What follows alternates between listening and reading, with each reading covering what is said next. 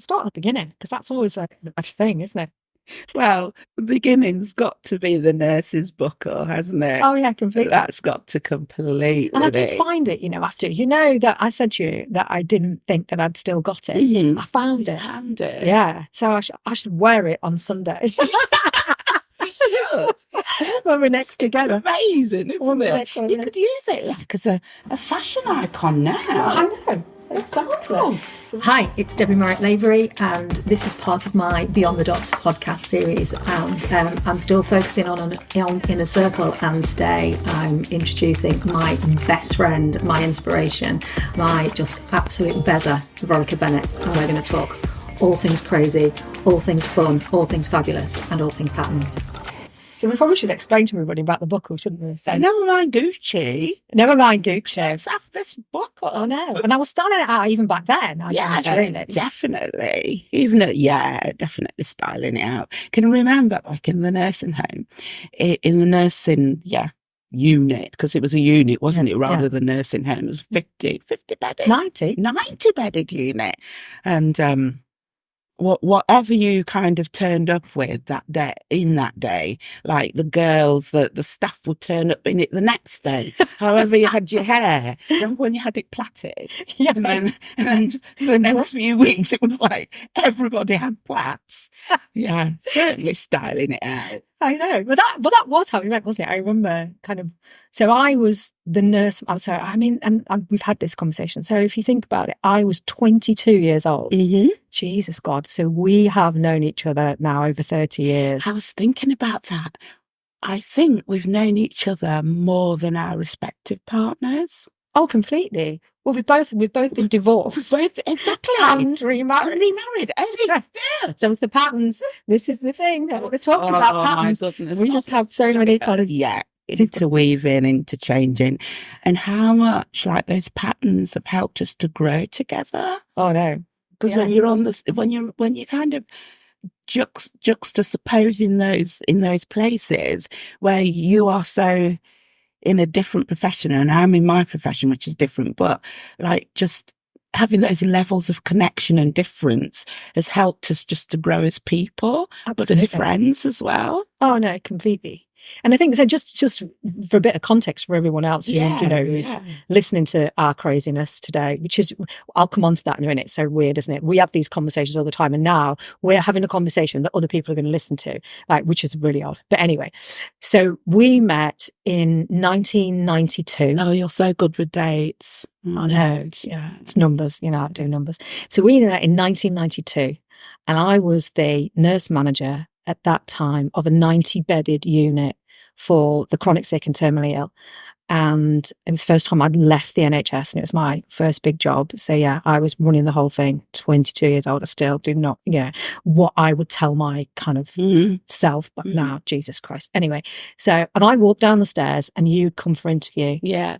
And I can see you now, you walk through the doors, and you said to me, "Hello, I really love your nurse's buckle." That was it. You got the job. Exactly. Yeah. Because it was back in the day where you wore a nurse's uniform with a buckle. Yeah. Mine was quite different. Obviously, it was big. It was a big ornate love heart. Yeah. Actually, it was my nurse's buckle, which I still have now. And you got married in my garden, didn't you? Yeah.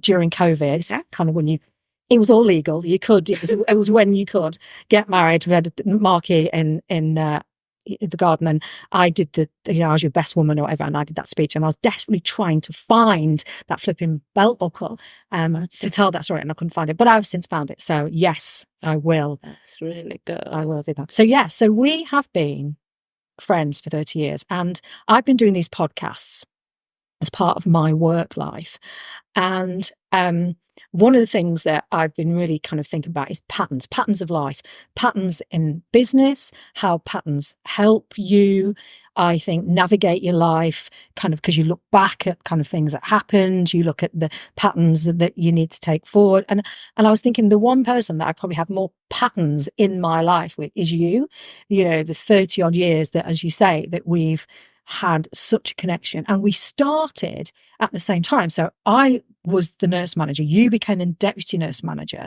so we both were nurses. 30 years later, we are absolute best friends to the point of crazy, and to the point that, you know, we don't care about anyone else in our lives when we're together.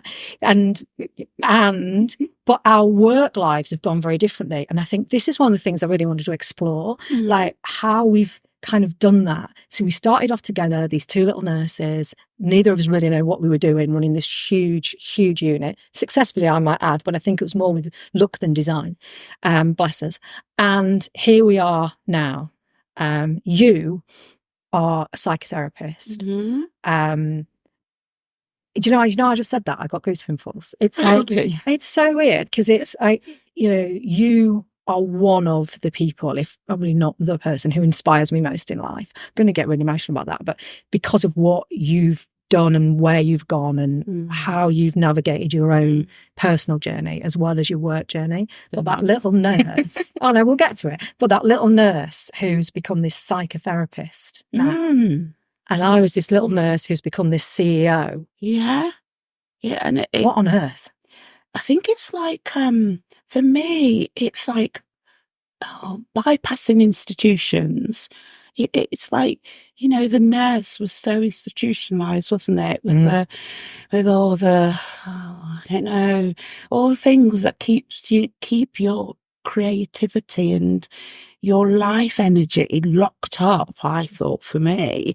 And I needed to kind of release that. And I think that was kind of going on in my personal life as well, in my family life, you know, and so even like The Hobbit, the Tolkien films, which we followed together. I did. And we were the Fellowship. Exactly, we were the Fellowship of the Ring. And then, but breaking out of Mordor. So, as you know, I call where I've come from. Well, we both do, Mordor, don't we? We do. Yeah.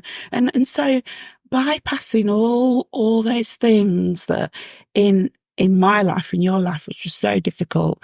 And part of that was the bypassing those institutions to connect to our creativity and who we really are. Yeah. And then kind of developing. And here we are. I know. Here we are. In Harrogate as well, because that's the other thing. So we both started off in Burton-on-Trent. That's where we were. Well, you lived in the posh bit, didn't you? You lived in Ashby-de-la-Zouch. I did live in Ashby-de-la-Zouch, obviously. Yeah, which nobody believes that place exists. Nobody believes it's posh now. No, it was probably not. But it was when I was there, obviously. So yeah, but we worked together. So you lived in Burton, I lived in Ashby-de-la-Zouch, but we worked together in Burton. And here we are now, 30 plus years later. We don't work together, but we both live in Harrogate. So we both kind of also, you know, took that journey to kind of move away, and we've moved kind of to be near each other, you know, because of our support network that's so important to us. But I absolutely fell in love with Harrogate anyway. And I suppose you were part of that charm, you know, when the children got old enough and they'd kind of like moved away, I couldn't wait to get up here. And you and Mark kind of like were like signposts for me in terms of Harrogate and getting my first job, remember? Oh my God. Well, you, again, patterns and like our kind of linkages. You got your first job up here the day that I did my first art exhibition. Yes. So, you know, so you'd come up here, hadn't you, you'd got a job interview, but luckily it was the day that I exhibited my art publicly for the first time. Right. Dates, shall I tell you when that was? Go on then. Right. It was December the 11th, 2014. Wow. Yeah. Yeah. So, you know, again, so going back, so yeah, we used to sit there and watch The Hobbit together, or Lord of the Rings, kind of the Lord of the Rings trilogy. Going, oh my God, and we kind of varied between which one of us was Samwise Gamgee and which one of us was Frodo. Exactly. We used to just interchange, didn't we? Yeah, which one of us was supporting the other. Sometimes it was like, I was Samwise Gamgee and come on, Debs, you can do it, Yeah, I'll carry on my back if I have to. Yeah. And then other times, like when you came down to Mordor once, and I was like in the absolute, I won't say it, but I was in a bit of a A bad place. dip, wasn't I, in a bad place. And I think then you were somewhere going to you. Come on, Veron. Come on, Frodo. Veron. Come on. You can do it. No. Oh, Jesus God, we are just so...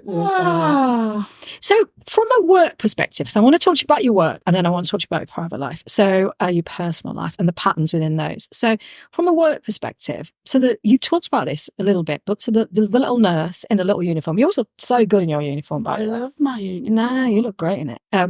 So when you were this nurse, and then you obviously had an epiphany of some sort, and you've had a journey over the years now you went from nursing to social worker to family therapist to psychotherapist. So, that's one hell of, and I say, God, I just did it again. I've got that goosebumps again. I'm so, so proud of you.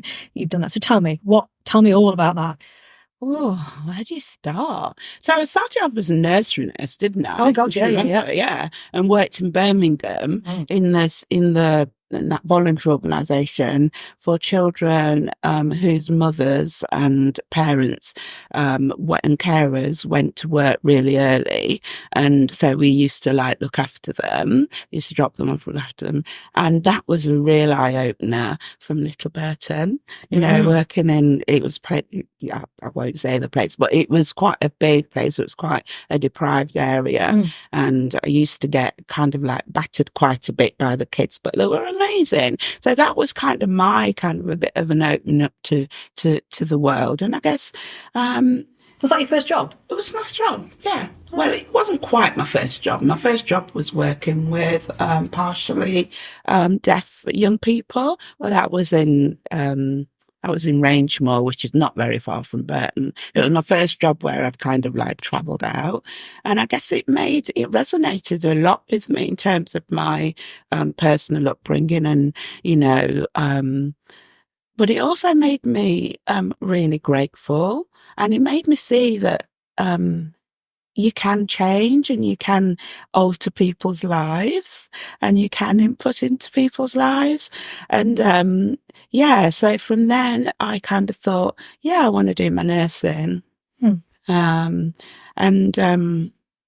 So educationally, I had to really work hard to do that because, I went back to college and got my O-levels and went into nursing. And then, it's the institution thing again kind of kicked in. It was so clipping of your wings, having to kind of go through these tasks as a nurse, wasn't it?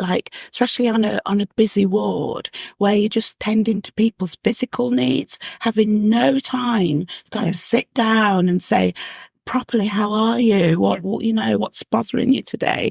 And so I thought, I really enjoy my nursing, but I really want to kind of get into the narrative of people's lives and try and help them make sense of course, I was alongside that making sense of my life because that's always the way, isn't it? And I think that's what we've done. It's I'm making sense, you're making sense, and it helps us to make sense together. So then I went into social working, as you know, and did loads. It's quite brave though, wasn't it? Yeah.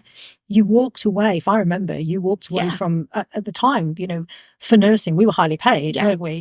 In comparative terms, because we were the top of our kind of profession at a young age. And you've got a young family, very young family. Which you'd struggle to have as well previously. Exactly, yeah. And so you kind of just went, done, I'm going to go do this. Do something else. And I guess, I think one thing I've learned is that education is so important. It's a proper narrative in our family of reinventing ourselves. I think most of us, as you know, I come from a family of 8, and most of us have kind of reinvented ourselves through education. So I think that's what I did. And kind of just doing that against the struggles of what was going on personally for me, as you know, with my, the birth of my first child and losing Isaac. Oh gosh, that just reminds me as well. Oh. No, don't remind me. Just reminded me of the church. But so where were we? Get me back on track again. So we were talking about kind of your sort of journey and you going from being the nurse to the social worker, and then but your kind of narrative around education and how important that's been to your family and your whole family, but you, and kind of how that's made you take those directions. So you got to that point of being a social worker when you were in, really difficult kind of personal dire straits myself, really helping other families that were in. But you think that's why one of the reasons you did it as well, because you were at such, I mean, just for everyone else's benefit here, I'm sure you won't mind me saying this. So this is another one of our patterns, isn't it? That I'm going to kind of take you off topic slightly, just make it a little bit lighthearted, although it's not lighthearted at all. But so Ron and I worked together, as you know, and as we've said, and there was one Saturday morning that you and I were on an early shift together, and I remember this so vividly. And Ron was pregnant, and you were 20 odd weeks, 22, 21 weeks pregnant, something like that, with and you're probably the first child that you'd managed to carry that long, because you'd had some miscarriages prior to and this is your first baby. And it was a Saturday morning, and you and I were on duty, and you rang me and you said, and I remember where I was, and I took the phone and go, "Hi, Deb, I'm so sorry, I'm going to be late." And I was like, oh okay, babe, yeah, my waters have broken. I'll be in this afternoon. And I still now, like, look at you and go, WTF. I'm being polite, with the recording here. And anyway, of course, the next time I saw you, you were lying on a hospital bed for 6 weeks or so. It might have been longer, actually. It might have been longer. I think it was about, 10 weeks in the end. I felt like I was sitting on an egg or something, kind of like. Because they put you on bed rest. It put me on bed rest, couldn't move. Oh, honestly, if we had time, couldn't we, just tell some tales about that? Oh, yes, indeed. Not being able to control your visitors. Yeah. And just having people come and talk to you and sit on your bed and and I think I remember you coming, actually, and pulling the curtains across and kind of, nobody's having an entrance today.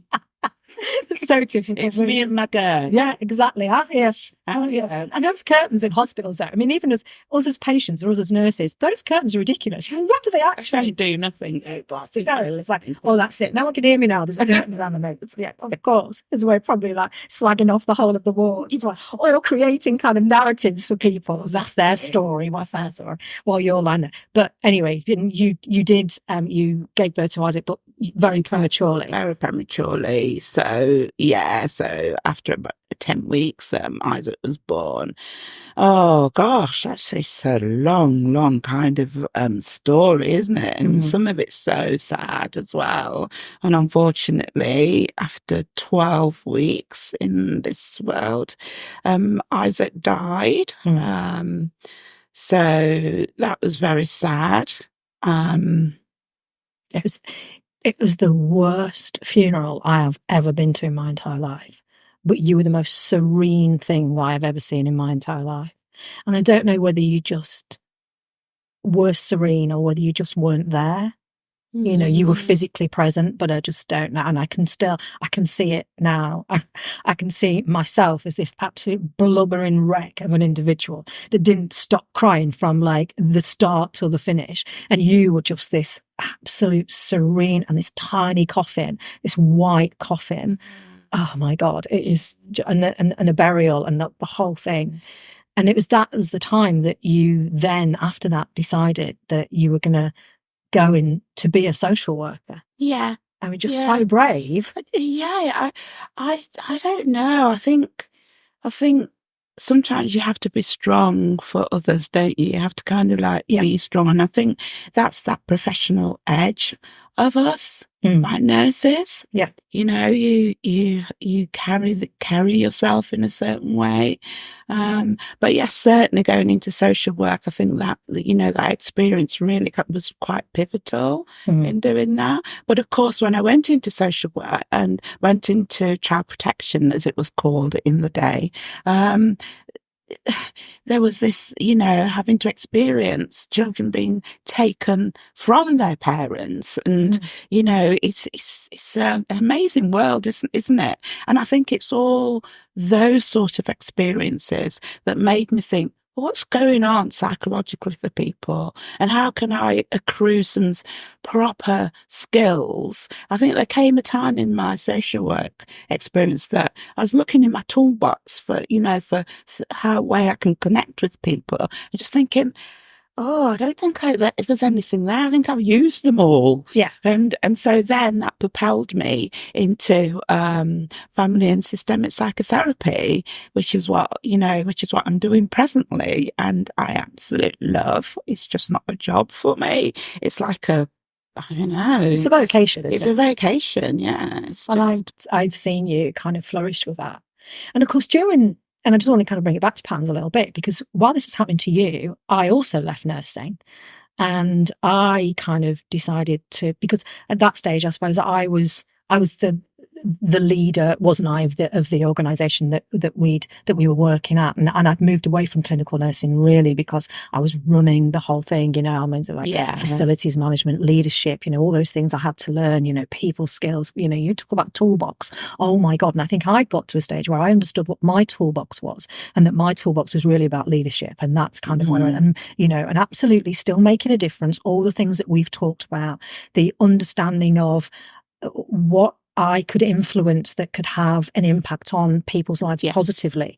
And so I moved into social care and led social care businesses. So organisations that provide nurses, carers into people's homes who are, in need of support in that way, and leading those businesses to be successful, to be commercial, that they can keep growing, but also making sure that the values are still there. Mm-hmm. So we kind of went on this sort of it was probably the first time our stories separated in a way, but they were still similar, because we both, as you said, we decided the institution of nursing, although we learned so much from it and is inherently in us, we moved away from, but we took this journey that we were going to move to, still keep supporting people, making a difference, doing all those things that we wanted to do, influencing, and understanding, we've both got this inherent curiosity, haven't we, about people and people's lives and the patterns of people's lives and, what that means to them,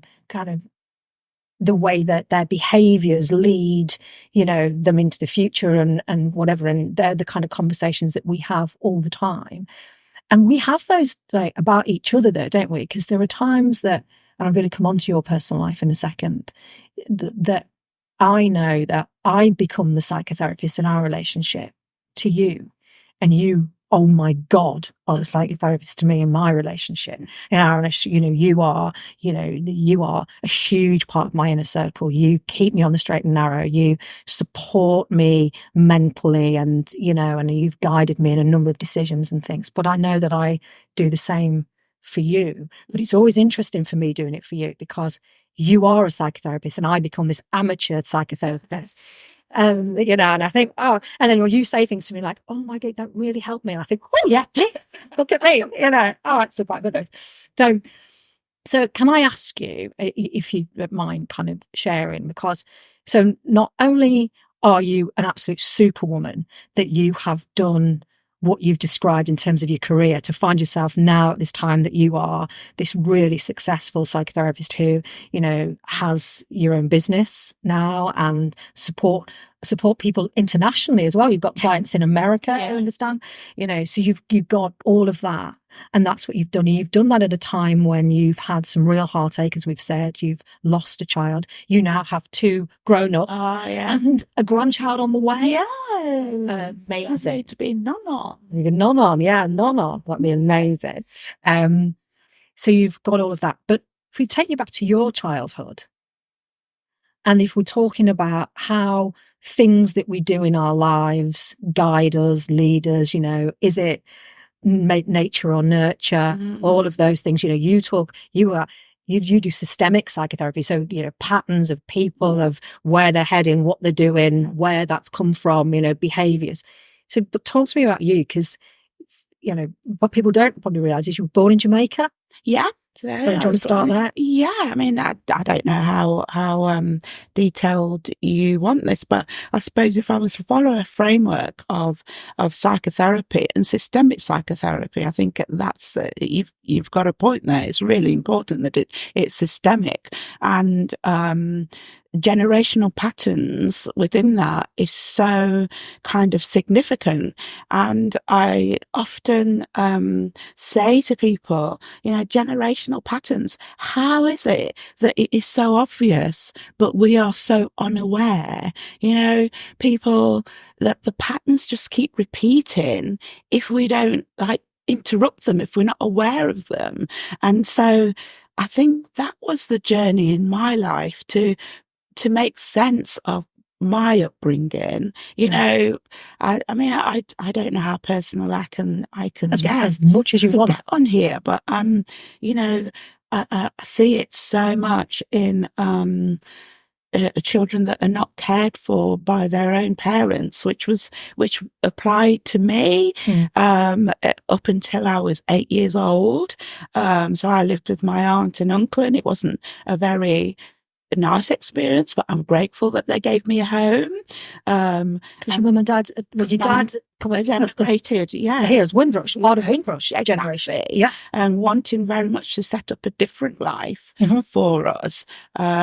So helping people, like children looked after, to make sense of their experience in terms of the experience I bring, and that generational pattern of those feelings that come with how you're brought up. Those are the things that really evoke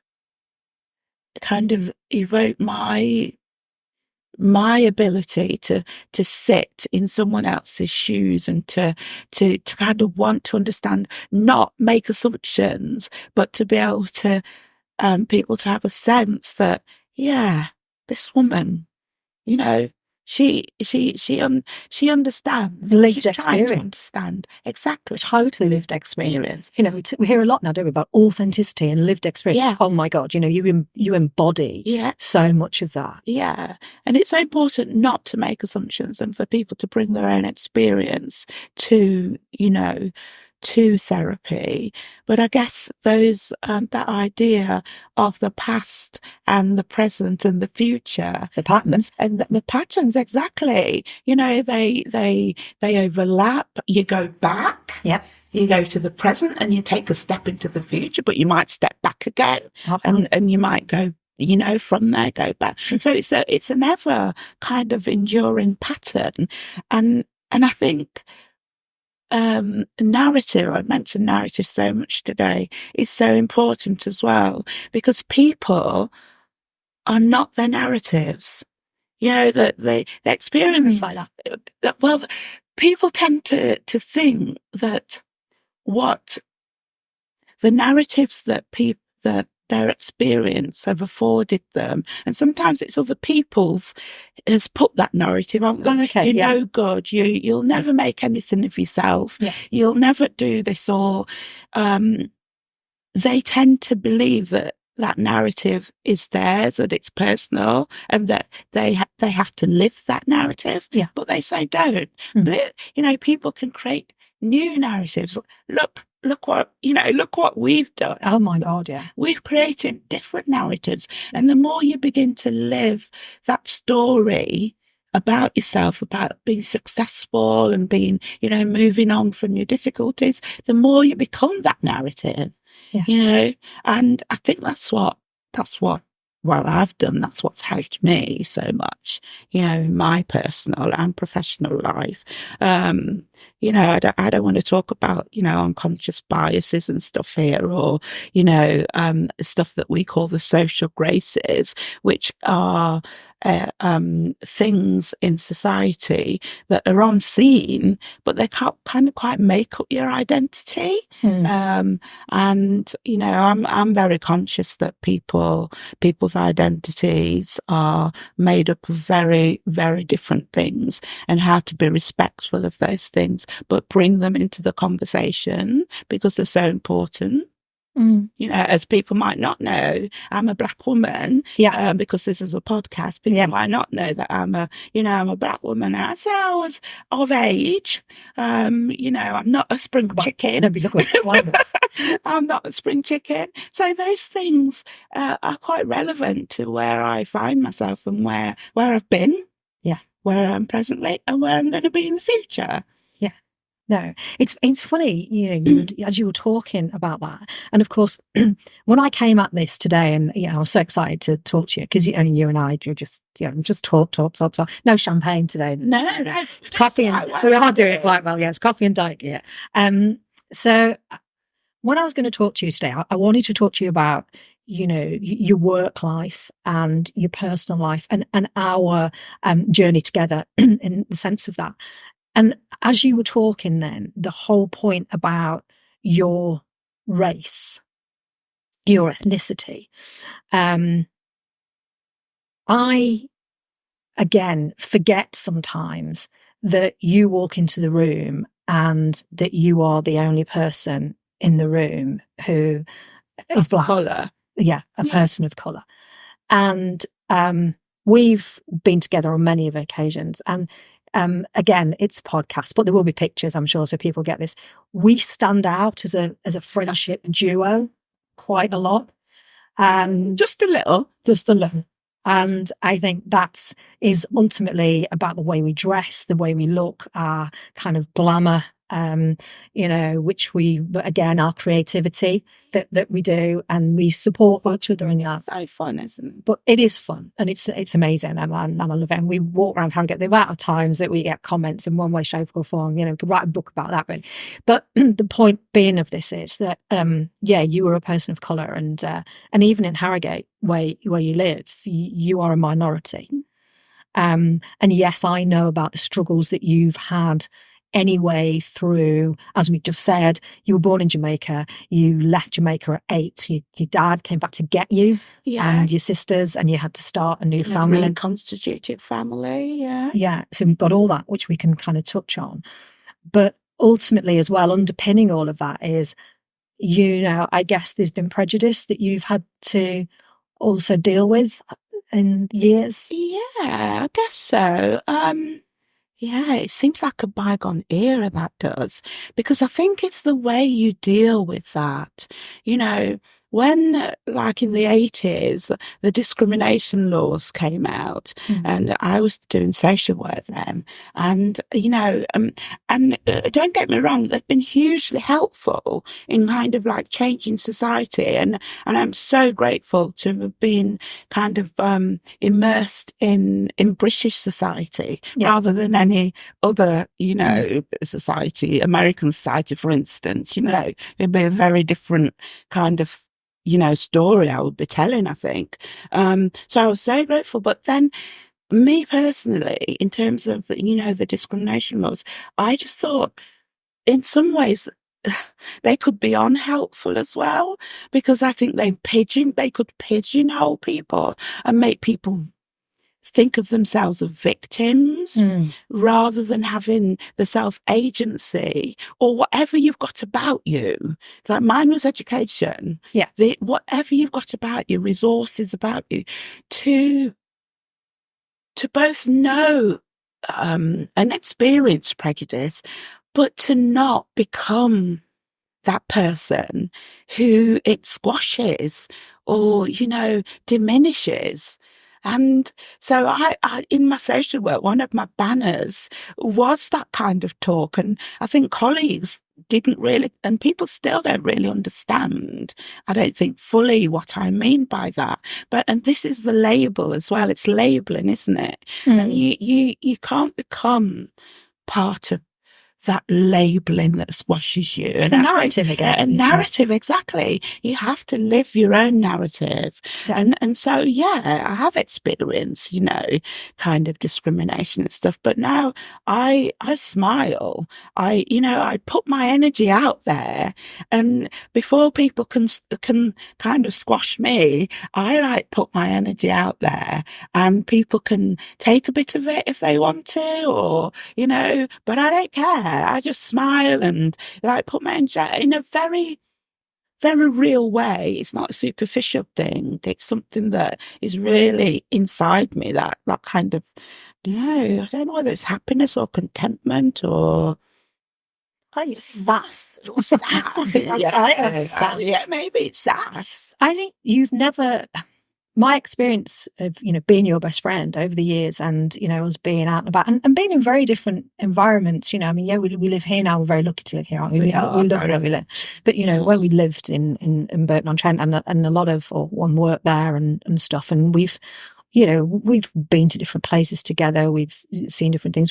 And again, going back to Isaac's funeral, that whole experience, again, particularly from an ethnicity perspective, and what the whole cultural piece around that funeral was very different. Your family, but you've I think you've always made it very clear that you are who you are. Yeah. And you will not be defined by either what has happened to you or the colour of your skin or how other people think that you should behave or that you should. And that's not to say that you've never owned the fact that you are proud to be, a woman of colour. Far from it. But you are. I'm going to quote you back to you. You have your own self-agency. Yes. That's one of my mantras, isn't it? Completely. Yeah, self-agency. There's so much to talk about. But it's just to bring a bit of humour to that. Like my ex-partner used to say something about being a coconut, didn't he? I didn't want to say it. Was it Malteser? Oh, it was Malteser, and it was quite derogatory, I think. But I think we can talk about it here. And I think, people in my own kind of culture have accused me of being kind of black on the outside and white on the inside. And that's something I've kind of had to negotiate, really. As you say, I've been very proud of my beginnings and my heritage and everything that's brought me. I think it's one of those things that's helped me to be a good psychotherapist, is like negotiating difference and accepting similarities and differences and the strengths that are in that, in those places that you can kind of tiptoe into that little bit and tiptoe into that little bit, and that people regard me as somebody that's neutral. Yeah, that's what I was going to say. And you've honed that. Exactly. Someone who can see everything from a neutral stance. Someone who can see, the dark side of it, if you like, and the other side of it, and examine every bit of it and think, oh, okay, right, that's what we're dealing with then. Let's get to it. Rather than having this kind of like, which people I think, can get because they become resentful of the society that living in, the rules that they live by, or how they see themselves in that society. And I think I've stripped a lot of that away. But I think having, as you say, you in my life, it sounds crazy. It sounds really crazy. Yeah. I hope our respective partners, they listen to this. Yeah, but they know us. So they do. They know that when the four of us together, that they're basically, they're bits of us. Yeah. They're bag carriers. Bless them.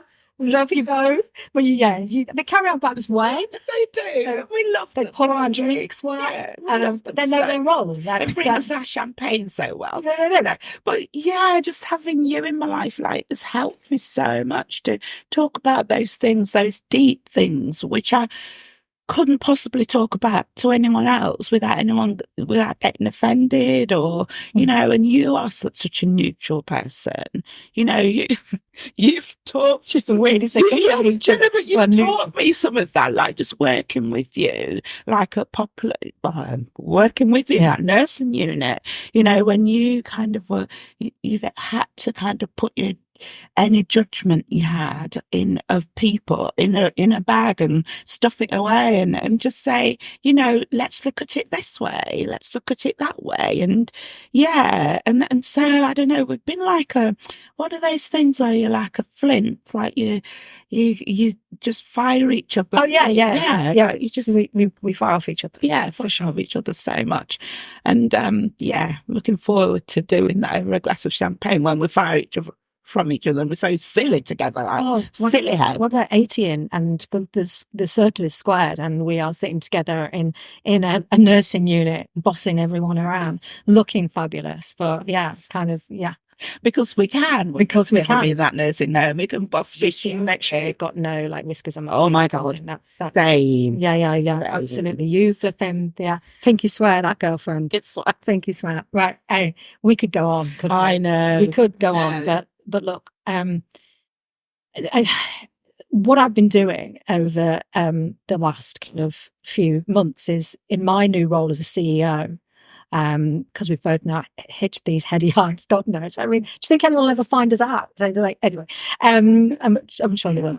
Yeah, I was talking with that's with Victoria. Yeah, exactly. Imposter syndrome nearly come. But as part of some of the podcasts I've been doing recently, and because my journey of becoming a CEO was, I've been looking at inner circle and how important that is to you. And I talk openly about, being authentic, and, if you have got issues with mental health, or if you need to recharge, or what kind of absolutely kind of drives you and what makes you the better person that you can be, in order that you can kind of, give more back to your teams, your colleagues, your stakeholders, all of those things, and how inner circle is so important in that. And I've got a number of people that I work with who help me be the better person that I can be in that sense.